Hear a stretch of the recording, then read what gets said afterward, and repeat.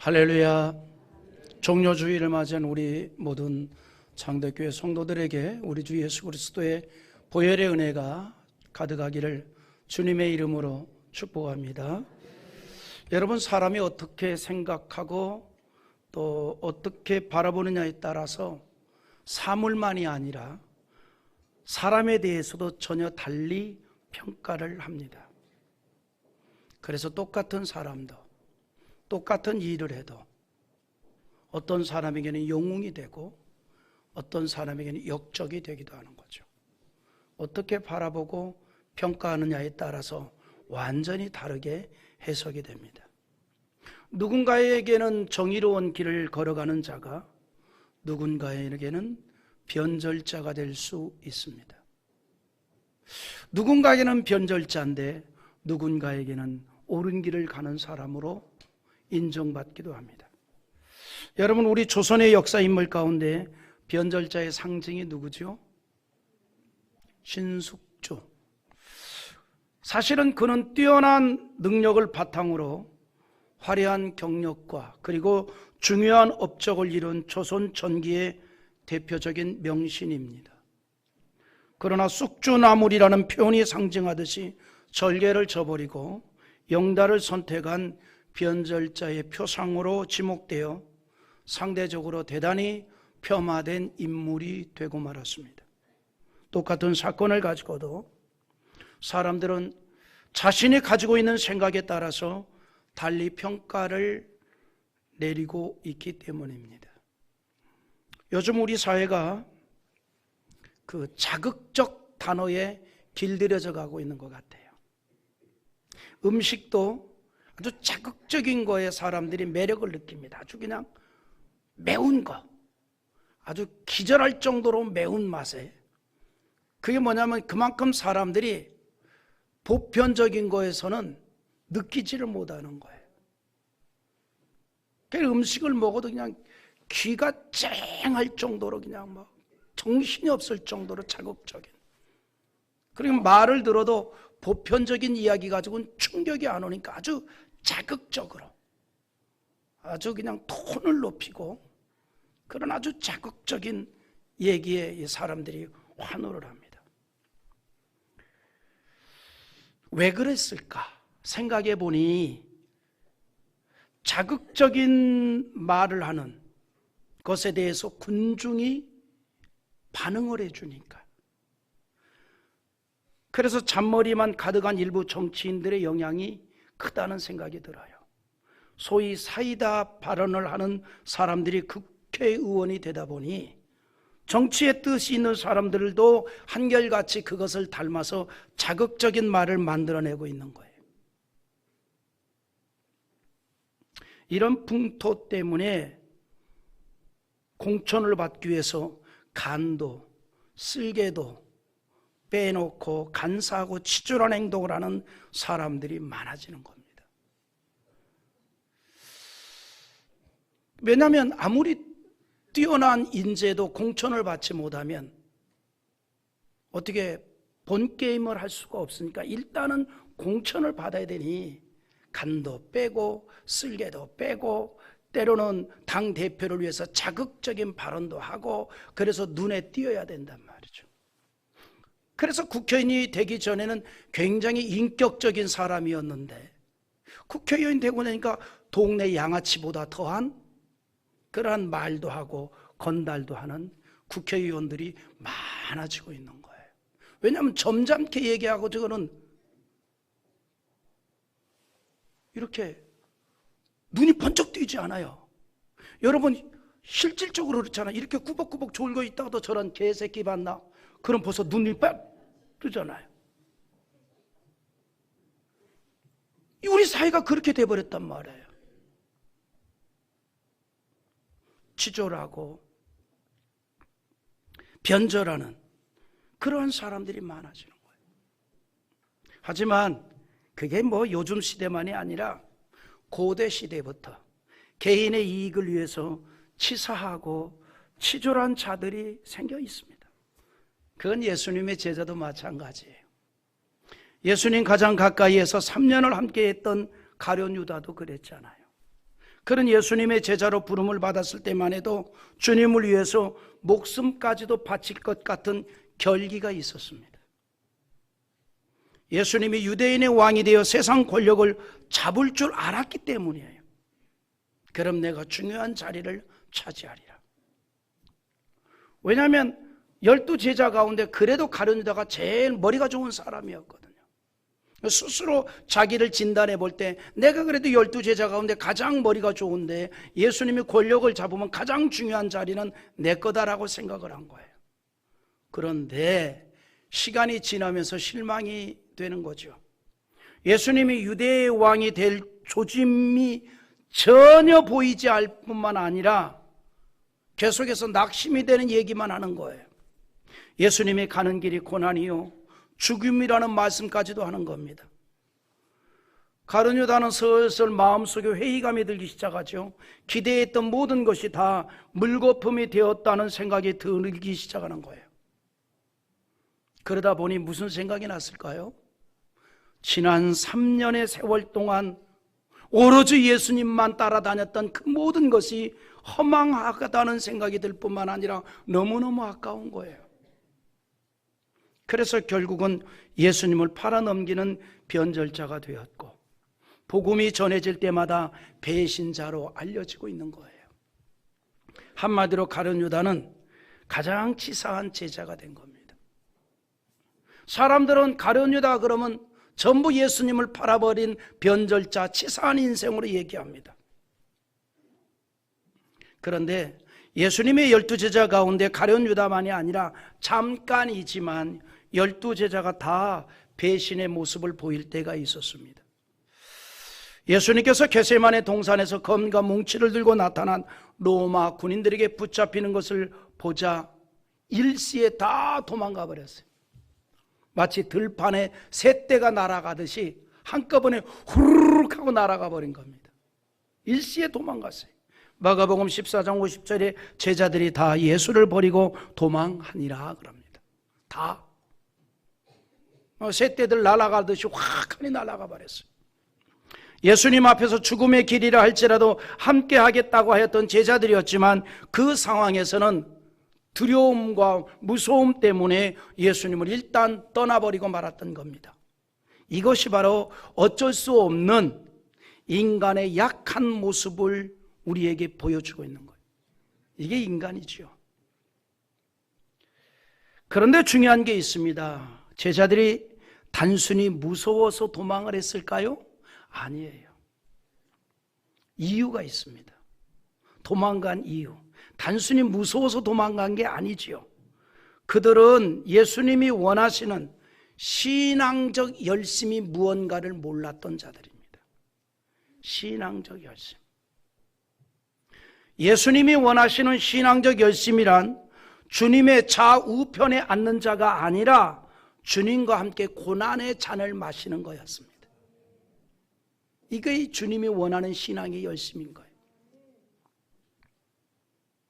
그러니까 여러분 신약 성경에 보면 사도들이 열심을 품고 주를 섬기라는 말씀을 자주 하는데 이 열심을 품고 주를 섬기라는 것이 막 주일날 예배 시간에 늦지도 않고 또 열심히 찬송 부르고 열심히 기도하고 그냥 뭐 또 막 힘써서 막 걸레질하고 설거지하고 또 뭐 여러 가지 봉사하고 이런 것이 신앙의 열심이 아니라 그것도 귀한 거지요. 성경이 말하는 신앙의 열심이란 주님과 함께 고난의 잔을 마시는 데 힘을 얻는 거예요. 이게 신앙의 열심이에요.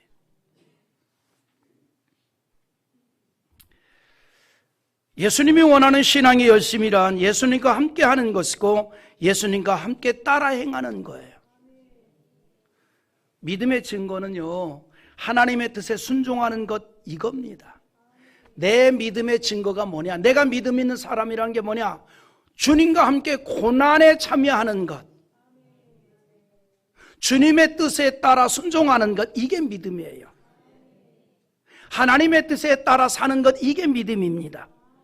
그것 때문에 내게 손해가 될지라도 순종해 가는 것, 이걸 믿음이라고 하는 거예요. 심지어 주님 때문에 내 모든 것을 다 잃는다 할지라도 주님께서 멀어지지 않기 위해서 날마다 주를 바라보며 살아가는 것이 진정한 신앙적 열심이라 이 말입니다. 이 열심 때문에 감격스러워서 예수를 증거하여 전도도 하는 것이고, 이 열심 때문에 사랑으로 봉사도 하게 되는 거예요. 여러분, 신앙으로 사는 사람들은요, 자주 갈림길을 경험합니다. 이 말이 무슨 말입니까? 신앙으로 사는 사람은 자주 갈림길을 경험해요. 주님을 따를 것인가, 세상을 따를 것인가, 이걸 자주 경험을 하는 거예요. 기로의 선택에 서는 거예요. 이 땅은 뜻밖에도 하나님의 뜻을 따라 살기에는 많은 부분이 세상의 것을 포기하거나 손해를 봐야 할 일들이 많습니다. 여러분, 주님의 뜻을 따르기 위해서는 손해볼 일이 많아요. 주님의 뜻을 따르기 위해서는 포기해야 될 게 많아요. 그래서 좁은 길이라 그랬고 좁은 문이라 그랬고 찾는 자가 적다고 얘기한 거예요. 신앙의 열심이란 바로 그걸 얘기하는 거예요. 주님이 우리에게 기대하는 건 바로 그걸 얘기하는 거예요. 주를 향한 진정한 열심은 주님을 택하는 것이고 주를 따르는 거예요. 이것 때문에 우리가 항상 기로에 쓸 때가 있어요. 그래서 선택을 해야 될 때가 온다 이 말이에요. 우리가 자주 그런 기로에 쓸 때가 있잖아요. 예수님의 제자들이 한꺼번에 도망을 한 것도 그는 지금까지 자기들의 생각에 의해서 주를 따랐기 때문입니다. 오늘은 성찬식이 있어 제가 설교를 좀 짧게 해야 되는데 자꾸 길어지려고 그래요. 내가 지금 설교를 하면서도 제 마음속으로 자꾸 주문을 외칩니다. 줄여라, 줄여라. 믿음은요, 하나님의 뜻을 따르고 사는 거예요. 마태복음 12장 50절에 누구든지 하늘에 계신 내 아버지의 뜻대로 행하는 자가 내 형제의 자매요 어머니니라 하시더라라고 했습니다. 성도는요, 하나님의 뜻대로 행하고 사는 사람들입니다. 하나님이 원하시면 우리는 그대로 할 뿐이에요. 이것이 바로 성도의 올바른 열심입니다. 하나님이 원하시면 그대로 따라가는 겁니다. 일반적으로 이 세상에서 사람들의 열심은요, 무엇을 위한 열심인가요? 결국은 자기를 부각시키기 위한 열심이잖아요. 자기를 부각시키기 위한. 여러분, 1등 하기 위해서, 남들보다 앞서가기 위해서, 남들보다 뒤처지지 않기 위해서 열심을 부리잖아요. 그러나 그리스도인의 신앙의 열심은 이런 열심하고는 다른 차원의 겁니다. 하나님은 신앙에 있어서 서열을 매기지 않습니다. 야고보와 요한이 각각 주의 우편과 좌편에 앉기를 원했습니다. 그러나 예수님은 이렇게 말합니다. 주님의 우편과 좌편에 앉는 자는 그 앉은 자리가 중요한 것이 아니라 정말 중요한 것이 있는데, 그것은 주님이 마시는 고난의 잔을 마시는 것이 중요하다는 거예요. 그게 중요한 거예요. 내가 예수님의 좌편 우편에 앉았다가 중요한 게 아니에요. 내가 주님이 마시는 그 고난의 잔을 함께 마실 수 있느냐, 이게 중요하다 이 말이에요. 그게 중요한 거예요. 이걸 우리에게 말하면 교회의 직분 너무나 소중한 것이죠. 그러나 이거보다 더 소중한 게 뭐냐? 주님의 고난에 내가 함께 할 수 있느냐라고 하는 거예요. 이게 더 소중한 거예요. 제자들이 이 사실을 모르고 인간적인 열심만을 나타내려고 했기 때문에 위기를 만나니 예수님을 다 떠나버린 겁니다. 여러분, 주님의 고난을 내가 함께 마시려고 주님을 따르는 자는 고난이 와도 절대로 주를 버리지 않습니다. 그러나 예수 그리스도의 좌편 우편에 앉는 것이 목적이다 보니 고난이 올 때에, 어려움이 올 때 주를 다 버리고 떠나버린 거예요. 그런데 또 하나, 겟세마네 동산에서 모든 제자들이 다 예수님을 떠났지만 그래도 수제자 베드로는 아주 떠나지는 않았어요. 다른 제자와 같이 도망가지 아니하고 비록 멀찍이 떨어져 있었지만 주님을 따라갑니다. 대제사장의 집들까지 쫓아갔어요. 우리 58절 한번 읽어봅니다. 베드로가 멀찍이 예수를 따라 대제사장의 집들에까지 가서 그 결말을 보려고 안에 들어가 하인들과 함께 앉아 있더라.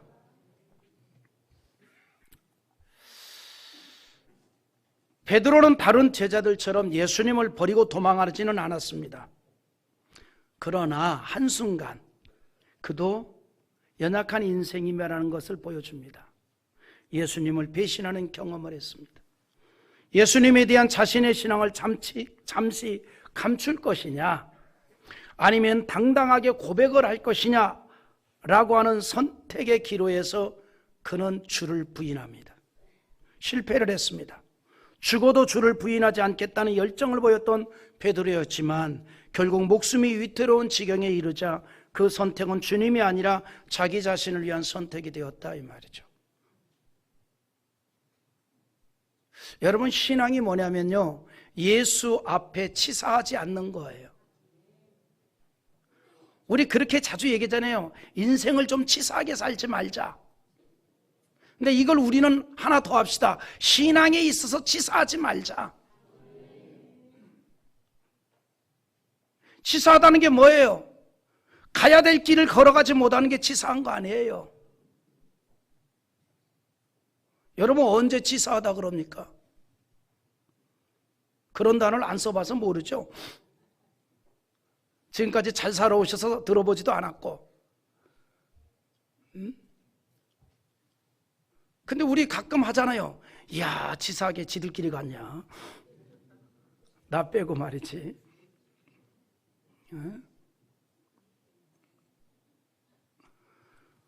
우리는 그냥 고난의 잔을 마시기 위해서 주를 믿는 자들이 되기를 기대합니다. 신앙에 있어서 치사한 자 되지 말자 이 말이에요. 베드로는요, 3번이나 예수님을 모른다고 부인합니다. 마지막에는 그냥 부인이 아닙니다. 저주를 하면서 맹세까지 했습니다. 나는 예수와 상관없다는 걸 보여주기 위해서 예수님을 저주까지 하는 거예요. 저주까지. 우리는 오늘 말씀에서 지금까지 자신의 열정으로 주님을 쫓았던 수제자 베드로의 실패의 모습을 보는데 72절 한번 읽어보죠. 베드로가 맹세하고 또 부인하여 이르되 나는 그 사람을 알지 못하더라 하더라. 정치인들이 베드로한테 배운 것 같아요.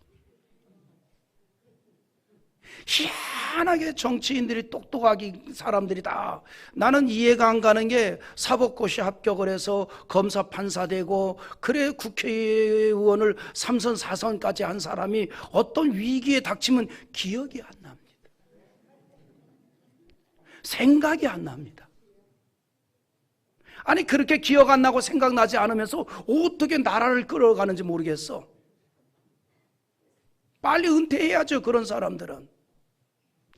저도 그래서 잘 안 쓰는 말이 있습니다. 기억 안 납니다. 이런 말 잘 안 써요.